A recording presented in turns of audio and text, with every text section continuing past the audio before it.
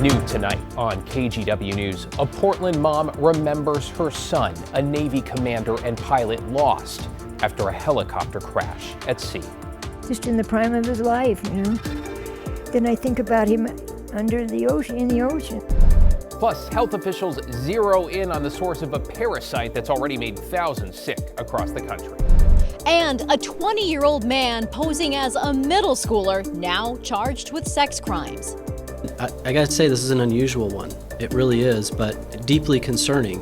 Then later, how a hiker's panic over losing his lifelong friend on a trail for days suddenly turned into relief. And John said, "I've never had anybody so happy to see me in my life."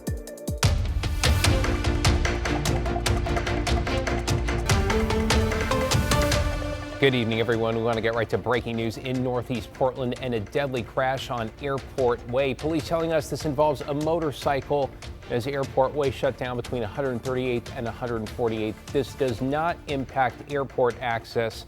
Authorities say the motorcyclist was dead when they arrived at the scene and no other vehicles were involved. This is the second serious crash today involving a motorcycle. In Tigard, a motorcyclist collided with a truck on Highway 217 and became trapped underneath it during the evening rush. This was near the on-ramp from Greenberg Road and blocked a couple of the southbound lanes on 217 for more than 2 hours. Crews had to use hydraulic equipment to lift the truck and free the motorcyclist. They were taken to the hospital with serious injuries. New at 11, a Portland mother is in mourning after her son, a Navy commander, went missing half a world away. We're glad you're with us tonight. I'm David Mulco. 42-year-old Gabriel Edwards was on board a helicopter that made an emergency landing in the Arabian Sea earlier this month. And while others were rescued, he was never seen again. Alma McCarty's here with the update you will not see anywhere else. Alma? Yeah, David, Gabe Edwards grew up in southern Oregon, and he knew early on, his mom says, that he'd be a pilot. She's still grappling with the shock and the heartbreak.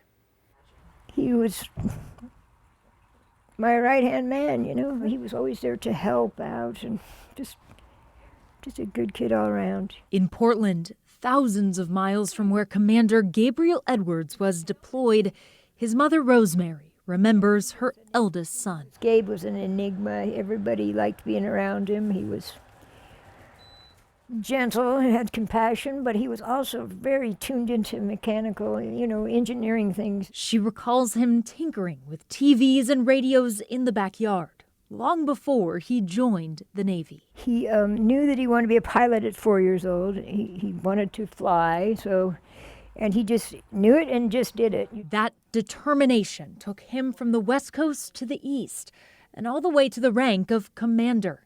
Most recently, commanding officer of Helicopter Sea Combat Squadron 5. Yeah, it was a shock. On July 1st, his helicopter made an emergency landing in the Arabian Sea. After more than 102 hours and rescue efforts spanning 14,000 square miles, the Navy suspended the search for Commander Edwards. He could be in the chopper still, I don't know.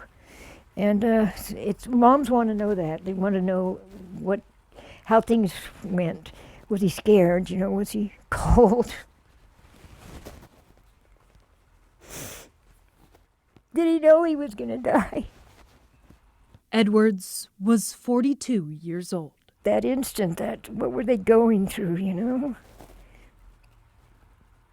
And I God, that's what you want to be with him and comfort him in those bad times. Rosemary says the loss feels surreal. I want to tell Gabe that I'll see him again. I'll look for him everywhere, and I'll see him again. Edwards leaves behind a wife and 2 children, in addition to a large extended family. The acting secretary of the Navy directed that he be posthumously promoted to the rank of captain. The Navy says the cause of the incident remains under investigation. There's no indication, they say, that the emergency was caused by hostile action. David? Well, we appreciate Captain Edwards' service and his family's sacrifice. Thanks, Alma. Developing tonight in Gresham, authorities say they believe a man who posed as a teenager then sexually abused children could have even more victims. Catherine Cook talked with someone who says they were fooled by the suspect. This is 20-year-old Ethan Bohannon.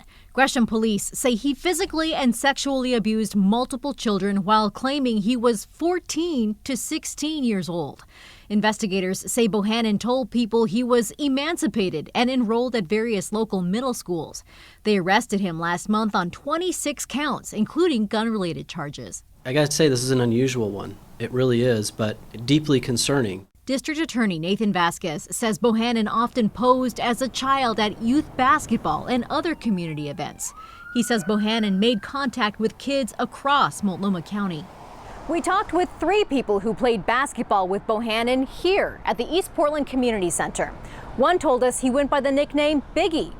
All of them thought he was a kid. It's just a sick thing for people to do. Nobody should ever do that.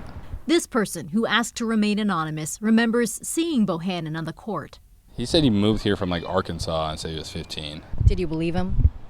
Not at first, but then everybody else was like, oh yeah, he's 15. Investigators say there may be other victims who haven't come forward. They're asking anyone with information to share it with Gresham police. Vasquez says he hopes parents will take a moment to talk with their own kids about the case. If you have concerns, talk to your kids and just be playing with them. Hey, was there anything that you were concerned about, right? Was it a friend of yours, that maybe you're concerned for that friend? Bohannon remains behind bars. He's pleaded not guilty to all charges. In Southeast Portland, Catherine Cook, KGW News. A reminder, if you or someone you know is a sexual assault survivor, help is available 24/7. One place to start: the National Sexual Assault Hotline. The number is 800-656-4673. A new audit says the Multnomah County Sheriff's Office has made some progress in improving jail conditions. The county auditor says the Sheriff's Office has implemented about half of recommendations Tenet made in 2022. The auditor says the biggest ongoing concern, the continued use of solitary confinement, especially for people with mental health conditions. The Sheriff's Office says it strives for continuous improvement, will review the report and implement recommendations it agrees align with best practices. Well, let's switch to a live look now over the Rose City on this Tuesday, on a day where we soared into the upper 80s. And Matt, it sounds like we've got one more just like it. We do, and then we have a bit of a cool down, but boy, summer isn't going to back off for very long. The low clouds backed off at the Oregon coast. This is our Lincoln City sky cam. See the marine layer clouds kind of sitting about, not really moving in any one direction. We widened the view, and you can see that they actually dissipated and left the coast with a really beautiful day. Hey, thunderstorms have been very persistent. We've got a new batch rolling up through central Oregon right now with this southerly flow. So we'll keep an eye on that. These storms have been producing some pretty good rainfall, anywhere between about 1/4 and 4/10 of an inch across parts of eastern Oregon. And these will spread a little bit farther west tomorrow and get close to the Cascades, but I think it's going to be Thursday before the Cascades get in on that action. In Portland and Vancouver right now, it's clear and 70 degrees, a nice warm night. And that's going to continue as we go into tomorrow night, because tomorrow will be sunny and warm. But on tomorrow night, we may see some showers and storms develop as soon as tomorrow night. Storms in the Cascades, we'll keep an eye on that, and then it gets sunny and warm again. More on all of this in a bit, Dave. And we'll also track the smoke from those wildfires to the south. Lots of sunshine. Thanks, Matt.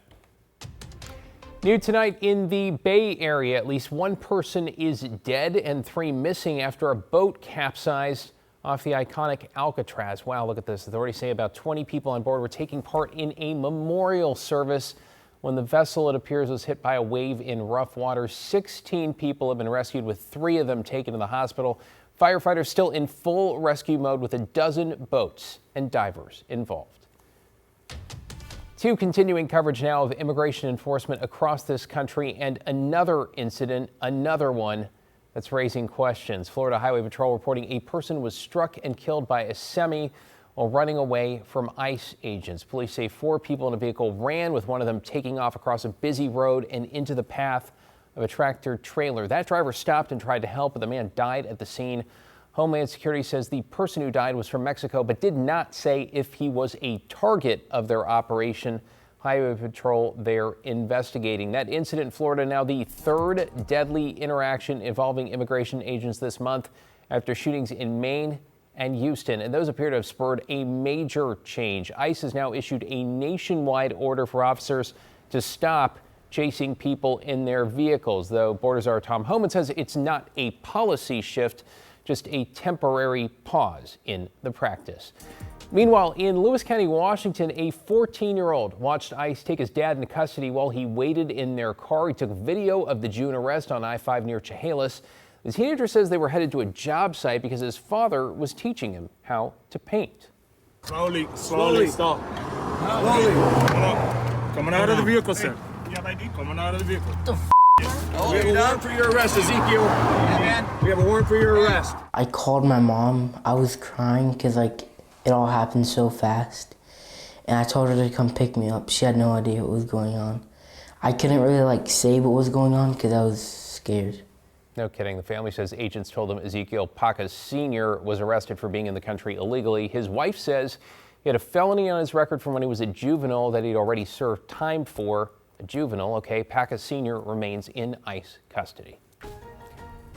Well, that sound means we've got a traffic alert once again happening on the Interstate Bridge. Busy scene out there. Right now, all southbound lanes are shut down until 4 in the morning for inspections. Don't worry, northbound, tomorrow and Thursday, you'll get your chance. I-5 getting the same treatment starting at 11 p.m. through 5 a.m. So if you need to cross the Columbia, you're going to want to take I-205 instead.